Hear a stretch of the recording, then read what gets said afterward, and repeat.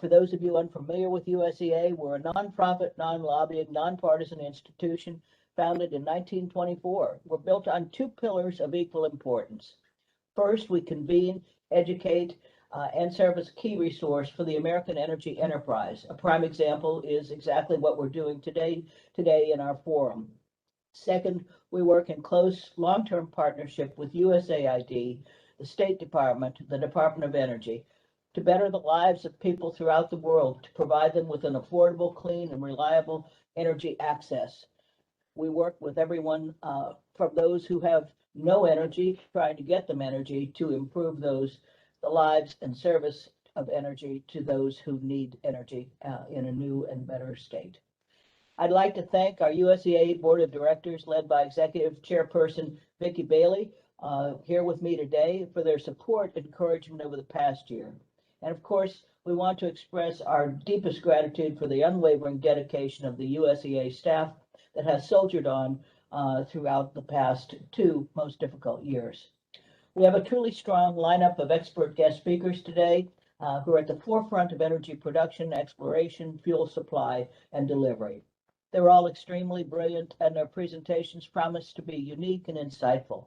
I want to personally thank all of them for taking the time out of their day, especially in these particularly busy times, for joining us and for giving us their views. With that, let me turn it over to USEA Executive Chairman and wonderful leader and friend, well known to you, who will moderate, Vicky Bailey, who will moderate the first half of today's event. Vicky. Hi, thank you, Sheila. And I too would like to give a warm welcome to everyone in attendance today and extend my gratitude to all of our guest speakers who will be joining us.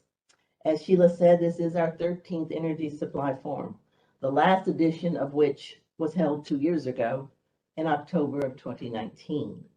And this event explores the state of energy exploration and production, electricity generation, and energy fuel supply. We do have an international audience joining us today, and we thank everyone tuning in from overseas. And we are especially grateful if it is really early or really late, wherever you may be. And I want to take a moment to thank Sheila Hollis, for her incredible leadership in helping make this event a possibility. And as she has said, the USEA staff are organizing it. We have an incredible lineup today. So thank you, Sheila. Thank you, Vicky.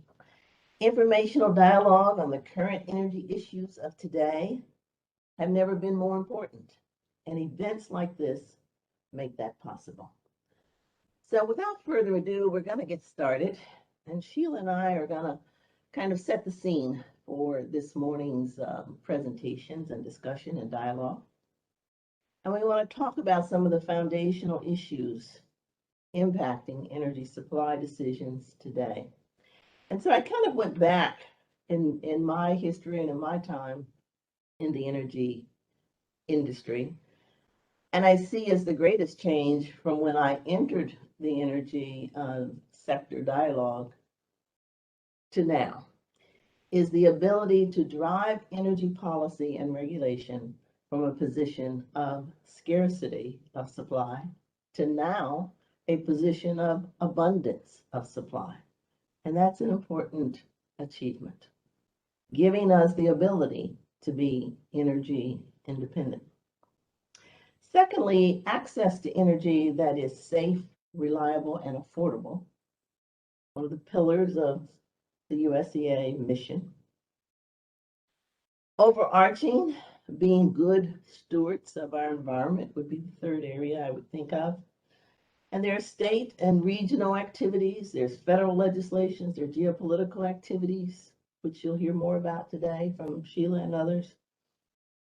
And making decisions that are environmentally sustainable, issues that we talk about now about climate change risk, GHG, greenhouse gas emissions, decarbonization, leading to net zero commitments. And fourth, the issue of strategic investment. And I say it that way because these are capital intensive and long lived decisions by the entities, some of the entities you will hear from today. Infrastructure that fosters the reliable and resilient transmission grid are important so that we can move to decarbonization using more renewables in our energy mix, support wind and solar, and all of the above actually to support base load. In the near term, it's a balancing act, and you'll hear about that today, both policy perspective and technology. A system impacted by an interconnected grid system impacted by extreme weather and wildfires, as well as cybersecurity concerns, and also more electrification. How many of you have that electric vehicle in the garage? So a resilient grid. And this is also an energy security component.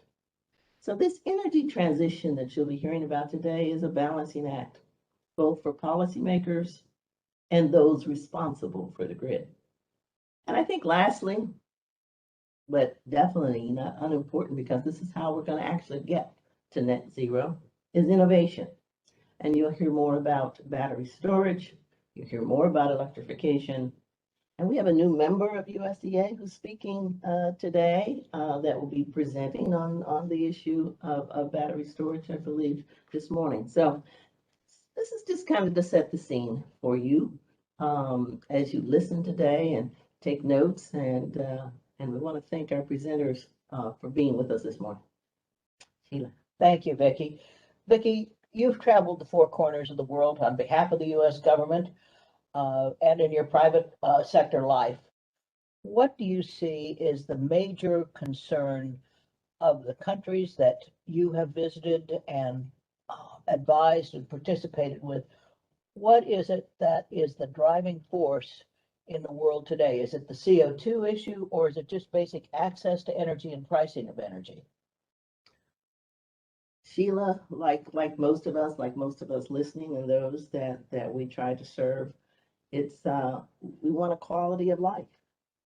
We want to be able to have our homes and send our children to school from the standpoint of medical issues, from the standpoint of access to food, clean water, all the things that we want is basically what I'm saying. As I've traveled the four corners of the globe, as you have mentioned, I think that's the one thing that really stands out, that universally we want to have a good quality of life. And I think access to energy is very important as an economic driver, and important for public health issues, as we've obviously been focused on over the last year and a half.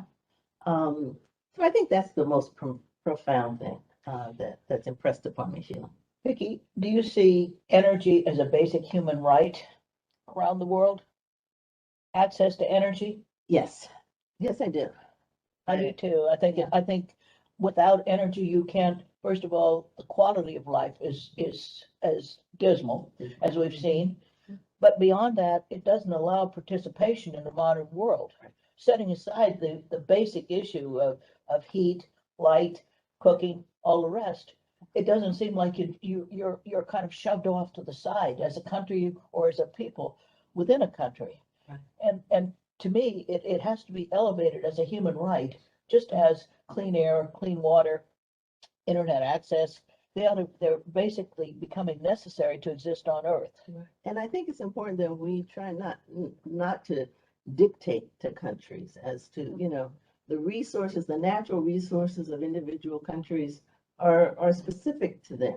And what we may be able to move forward with in wind and solar or geothermal or other areas may not be the resource that's most affordable and access in the other countries as well. So once again, I come back to that word of balancing, and we try not to, we don't want to pick winners and losers. We don't want to be judgmental, but we want these countries to harness their domestic resources, make the most of them, and continue to think how to be environmentally sustainable. Well, I think that the issue on the public in the public eye is that the CO2 is created just because of selfish entities doing, following their own needs and desire for financial rewards and the like. But I think what may be misunderstood is that 30% of the world has no energy supply whatsoever. And in those parts of the world that does have energy supply, but it may be CO2 emitting, that's a tremendous challenge. There's parts of the world where it's highly dependent, for example, on coal. That's just the way it is. It's there, it's accessible, and it is a technology which is understandable and utilizable. The question is, what do we do then with that circumstance to compensate for the CO2 emissions that come from that reality? How can we deal with those emissions? Do you think carbon capture is a realistic approach, and could it be adopted worldwide, or how do we deal with that? So I think, Sheila, you've been very involved in these discussions. I know USEA has been very involved on the forefront for many years now. Now it's coming back and we're hearing more about it, but carbon capture utilization and what was it? It was a CCS from the beginning. There was utilization, all that. So it's transitioned as well.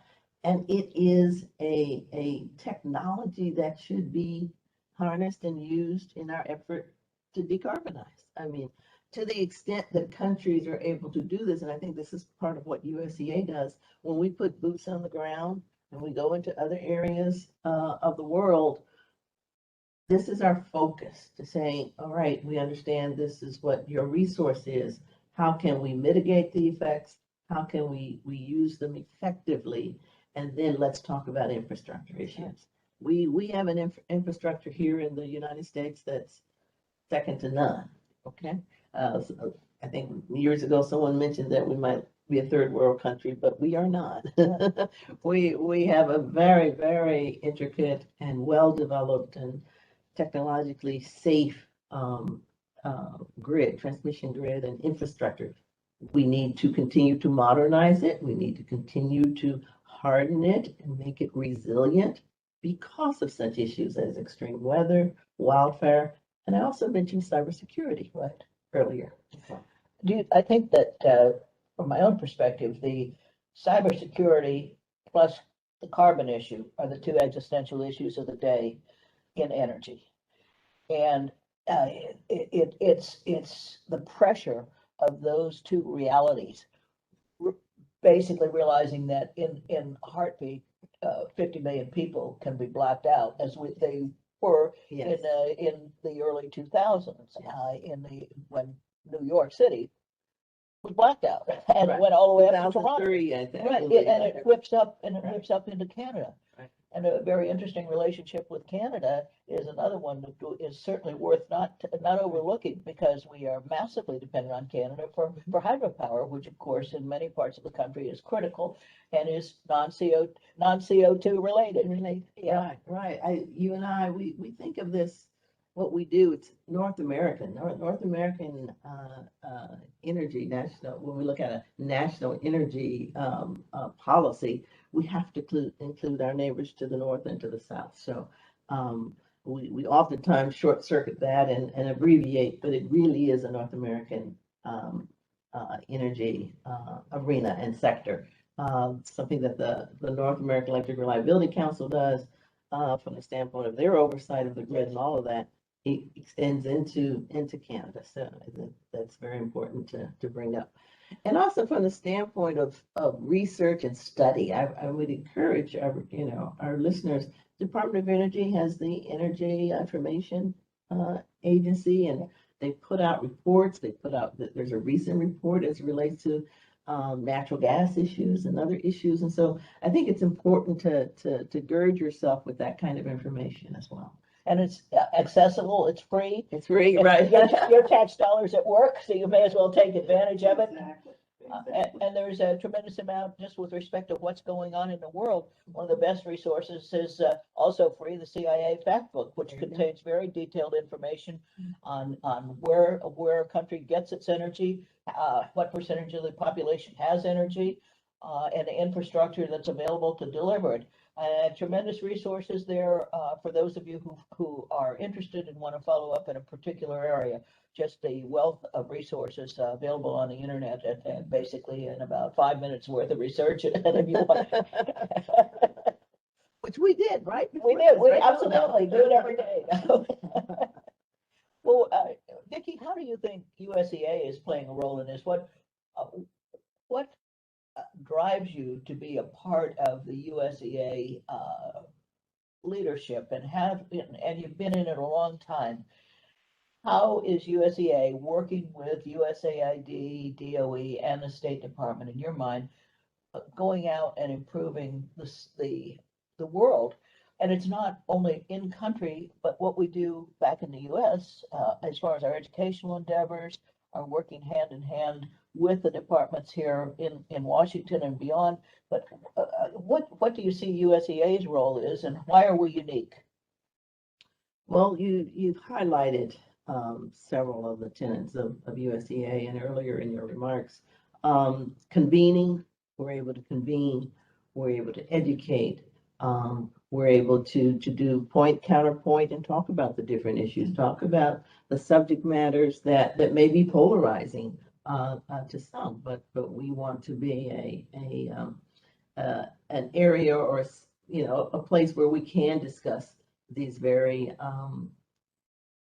important issues that sometimes cause some tension, probably within your own family. But to the extent of, they want to be energy efficient, maybe, and keep the thermostat low, and you want to do something else, and other areas in our life.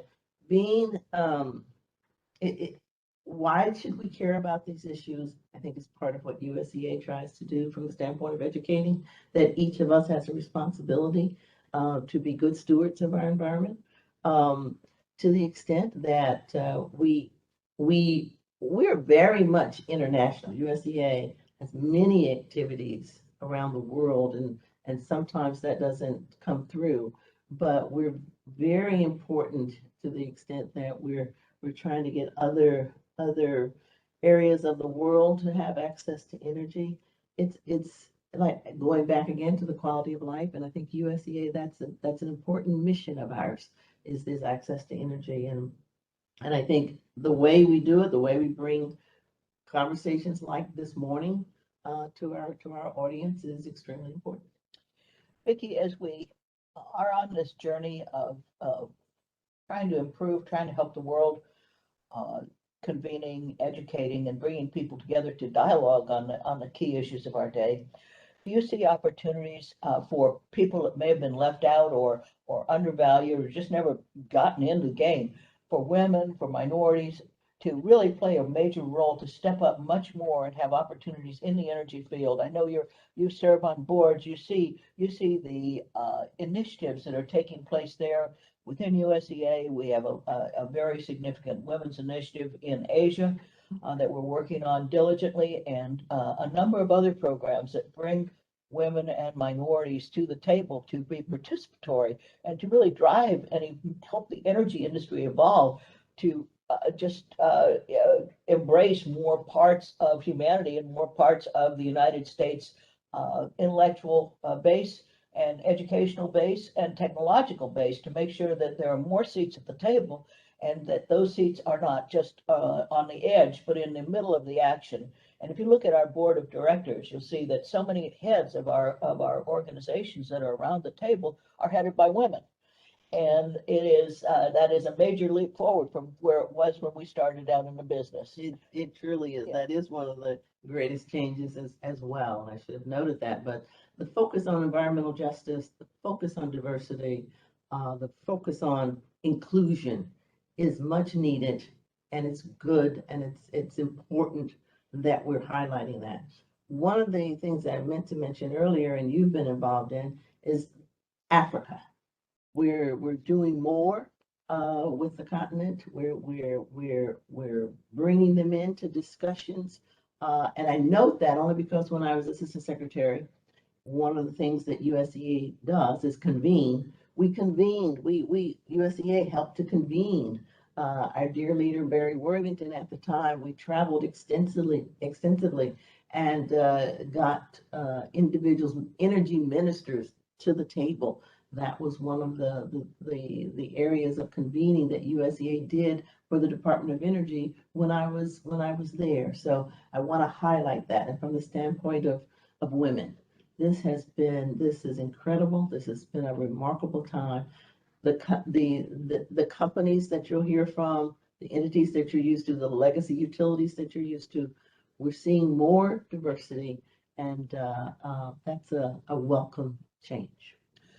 Vicky, do you think that we've been able to continue our mission despite the fact we're unfortunately still not in a completely free travel environment?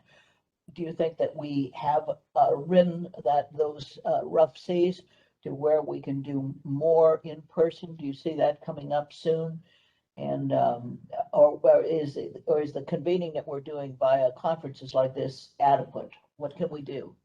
My answer to that, yes, is I hope that we can come back together in person soon. I don't have a time frame on that, but we can't say enough about the importance of in person. But we were able to pivot in 2020 when the world shut down, to the extent that we were able to go virtual, thanks to electricity and other things that we've just talked about. And we're able to reach more people this way. We're able to reach a larger audience. That's why we have an international audience this morning. So, and I think actually the challenge has been met. There's always an odd upside to things. It has forced us to reach way beyond the convening we did before. Tended to be right. 250 people in a big ballroom, Right. and then members of the press would attend. Well, COVID put us in a spot where we had to pivot, and like many other entities, we've just had to go in an entirely different direction. And it has also meant that we have had to work harder at getting our message out. And so that's what we're doing, and that's why we're doing what we're doing today, and also to bring it down to a dialogue, just to kick things off, to tell you what's on our mind. And I'm sure that it may reflect what's on the minds of a lot of the participants in the program today, and then also who may be tuning in. It's a big world. It's a complex time. We've got the CO2 issue. We've got the COVID issues. We've got cybersecurity issues, and those are right in front of us right now. And so what we're trying to do is to help make it through the eye of this needle, which we've been put in. With that, we are going to go into a separate session where Vicky will do her thing so beautifully, like the ballerina, the prima ballerina across the stage. Okay. I'm going to exit and head down right now. Thank you. Sheila, thank you. We're gonna start our first panel in a little bit, and we'll welcome them. But I want to thank you for this time. God bless you, Vicky. Thank you.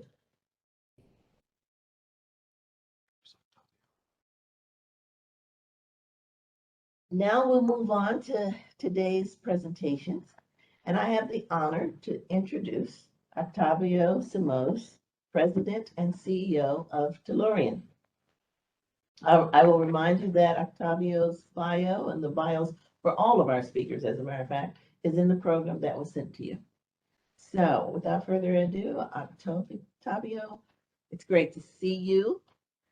I think we'll all be able to see you on the screen.